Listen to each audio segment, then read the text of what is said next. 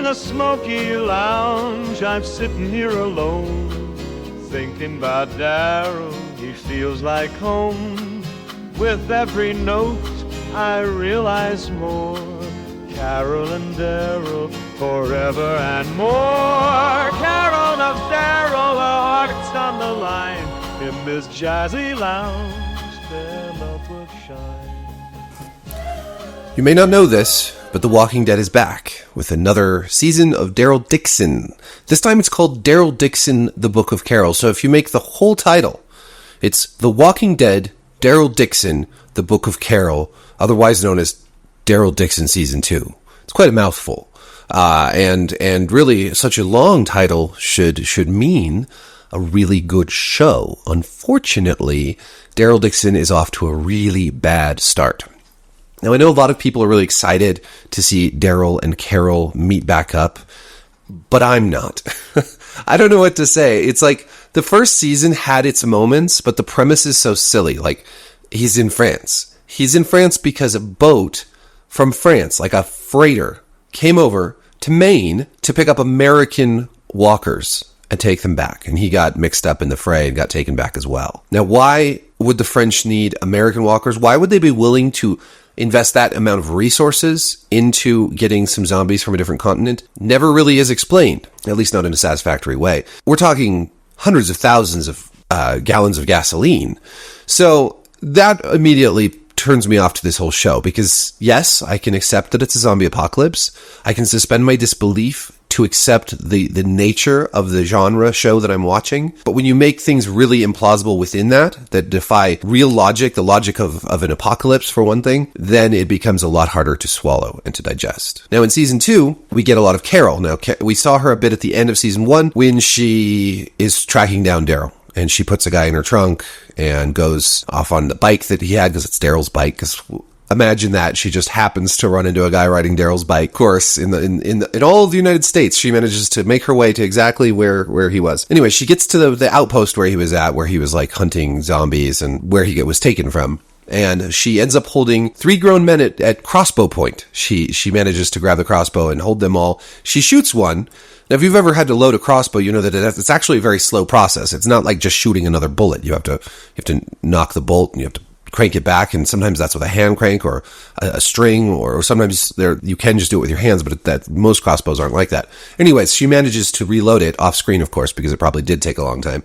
Before anyone can attack her or subdue her, there's like 6 other dudes working in this area that don't even come up. I mean, these guys could have easily taken her down, but it's Carol. She's so badass. She takes one of their cars after they tell her that Daryl was taken to France, or by the French.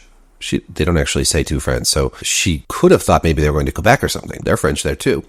But anyways, she goes off. She can't find a boat, obviously. She instead sees a plane fly overhead. What are the chances that right on that very day that she learns she had to get to Europe somehow, that a plane would fly overhead? And she tracks it down to this guy's house. His name is Ash. He has a compound, a fortified compound with like gates and traps and all this stuff. Inside, he's got a greenhouse and ethanol and all these supplies, power and everything. She tricks him into her confidence, and then we learn that he has a faulty generator. It keeps going out and the power goes down. Nothing seems to happen that night when the power goes down. Everything seems fine.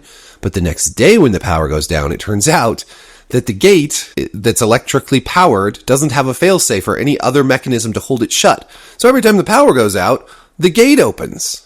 Now, you'd think that this design flaw would have been either fixed by now or Ash would be dead, because every time his power goes out, his gate opens, letting any intruders or zombies in. Somehow he's survived this whole time without any problems.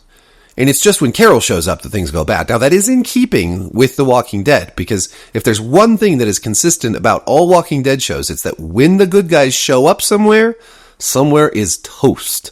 No matter if it's a bad guy community, a good guy community, somebody trying to help them, somebody trying to hurt them, does not matter. If they show up, that place is done for. It's true. Think about when they met the governor. His community totally destroyed. Think about when they went to the terminus, the police station place, or Alexandria even. Yeah, they rebuilt Alexandria, but literally all of its original citizens ended up dying, or most of them, the vast majority of them. Same with the Saviors. Everywhere they go, Same in Fear the Walking Dead. Everywhere they went, the community would fall. It's just the only consistent thing in these shows. I would say this franchise. So, of course, when Ash goes flying the next day, Carol goes to snoop around, and she probably doesn't expect that when the power goes off, the gate will open, because that's just fucking ridiculous. But it does, and zombies get in. Apparently this is the first time this has happened, even though I'm assuming this isn't the first time his generator's gone out, since he knew it was going out. So why this gate hasn't been fixed by now is beyond me. I blame the writers, frankly. But anyway, zombies get in, and they attack her when she's in the greenhouse snooping around, and Carol acts like a complete noob. She acts like someone who's never seen a zombie before. She's scared. She like stabs one in the mouth and then just like runs away. She doesn't even try to fight any of the other ones. She just hides. She puts some shelves around her, climbs up to the ceiling. It's only when Ash shows up that he saves her, which is just like, how is she a hardened survivor? How do any of these people survive when they make so many mistakes, including the next one, which is after they clean up the bodies and everything, they still don't go secure that damn gate. So when the power goes out later, when they're about to fly away, the zombies get in, the whole place is destroyed, lightning blows up the ethanol, and they fly off. And it took 24 hours for Carol to show up at Ash's really nice compound that he's been living in for years for the whole thing to go kaput. That is enough right there to just turn me off to this whole thing. It's Fear the Walking Dead levels of stupid. And I just can't help but wonder, like, do they have any quality control? Like, just any quality control when it comes to these scripts? I'm picturing the writer's room and someone's like, oh yeah, when the power goes out, the gate just opens and then the zombies get in. And there's like nobody else in the writer's room saying like, whoa, what? There's not like a latch that he puts on the gate. Like, there's no backup. Like most gates, including electronically powered ones, have some kind of bar that goes down, or you could put a zip tie on it, or a bungee cord. I mean, there's like a million ways that this gate could be propped up so that when the power goes out, which it does routinely, it doesn't open and let the zombies in, defeating the whole purpose of the gate in the first place. If I were in that writer's room and someone said that and I said, well, that doesn't make sense, how about we come up, this is what I would suggest, how about we come up with another way for the zombies to get in? Either have Carol do something stupid, and that's how the zombies get in, or there's a storm and a tree falls and it knocks down a portion of the gate. And then the zombies get in that way. Like something. Either it's something that they do that creates the conflict, or it's something out of their control, but not something that is well within their control, like this gate. It's so sloppy and it's so lazy. And it's like they just don't care anymore. They're like, well, our fans are going to eat it up no matter what. Though I have seen a lot of people talking about this, saying how, and I don't blame them. There's also Carol lying to Ash, which made no sense to me either. She finds out he has a dead child, so when he asks her about her child, she lies and says that her husband had taken her to France right before the zombie outbreak. And then he realizes she wants him to take her to France, and he gets pissed because she lied to him about needing the car fixed. And but then he relents and he's like, oh, you know what? Like, I get it. You're a parent. You do anything, even though it's like 14 years later. She could have, I think, he's such a nice guy. She could have just said, my best friend was taken to France and I need help. And I bet he would have helped her. And really, they could have played it that way. They could have played it that way. It doesn't matter what we think. They could have written it that way. As it stands, Carol looks terrible. She looks like an awful person. And really, Carol's done so many awful things in the past.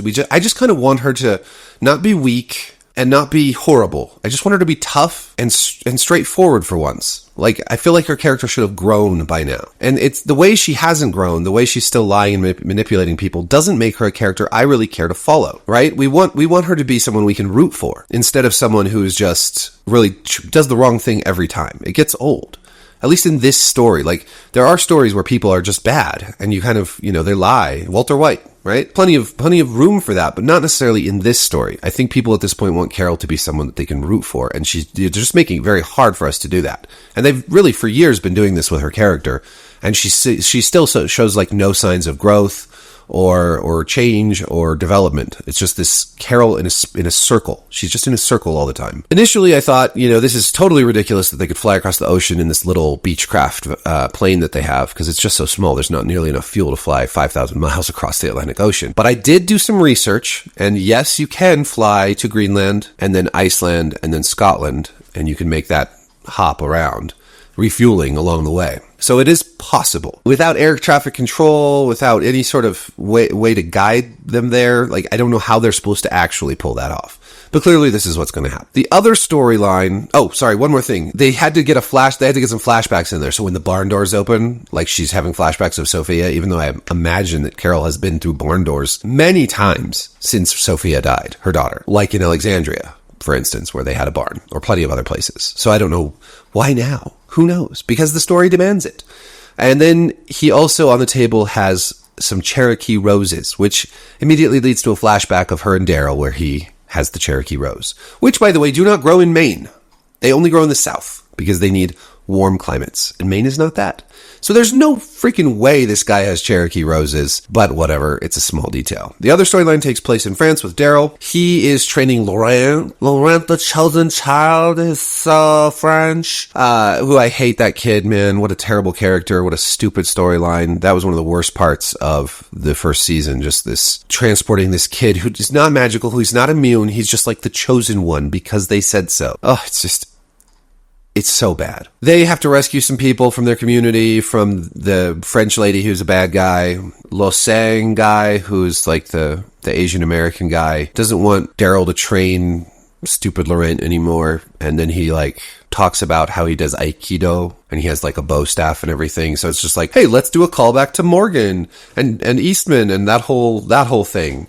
You know what it is. There's just not much happening in the Daryl storyline, if I'm being honest. They do get in a shootout with some of the bad guys, and like the French lady comes out laughing like a villain, and then, Daryl's got her in his sights, but then there's an explosion and he turns around for literally 2 seconds and she's gone. It's magic. She's a villain, so she's, poof, up in a cloud of smoke. He doesn't bother to look for her, apparently, even though he could have run over to where she was and she's wounded and bleeding. He could have easily tracked her, found her, and just killed her or captured her and ended the whole threat right there. Why'd they even put this in if they're not going to have him act like Daryl would act? Like, it's just so lazy. This show is so unbelievably lazy. And I don't know what they're supposed to do with the rest of the season, honestly. I guess we'll have Carol fly over there and eventually they'll reunite. And does anybody care at this point? Does anybody care? I'm watching it because now, I've just committed to a life of Walking Dead reviews, I guess. This is what I've just chosen to do with my life for some reason. But it is entertaining. It's entertainingly bad at times where you just sit there and think, why? How did this make it through to production? How did someone sit down with cameras and actors and film this and not just be like, hey, guys, this doesn't make sense. This isn't how they would act. This isn't how things work. I thought this all the time in Fear the Walking Dead. Like, how did they actually film this stuff without going completely insane? Like, reading the scripts and what's supposed to happen. It's just, it boggles the mind. The Walking Dead could have been a really good franchise, but it's been mismanaged. It's just been mismanaged into the ground. And you can tell the enthusiasm is just gone. You still have the super fans. You still have a lot of those, but the enthusiasm, the widespread mainstream enthusiasm for the show is completely gone. And now the neighbor's dog is barking. So that's fun. Anyways, that's all I have to say about that. Let me know what you thought if you watched this. And if you didn't watch it, if you're looking for something to laugh about, it's not supposed to be funny, but it sure fucking is. Thank you for watching. Like, subscribe, hit the notification bell, leave a comment. Peace. With every note, I realize more. Carol and Daryl, forever and more. Carol of Daryl, our hearts on the line. In this jazzy lounge, their love will shine.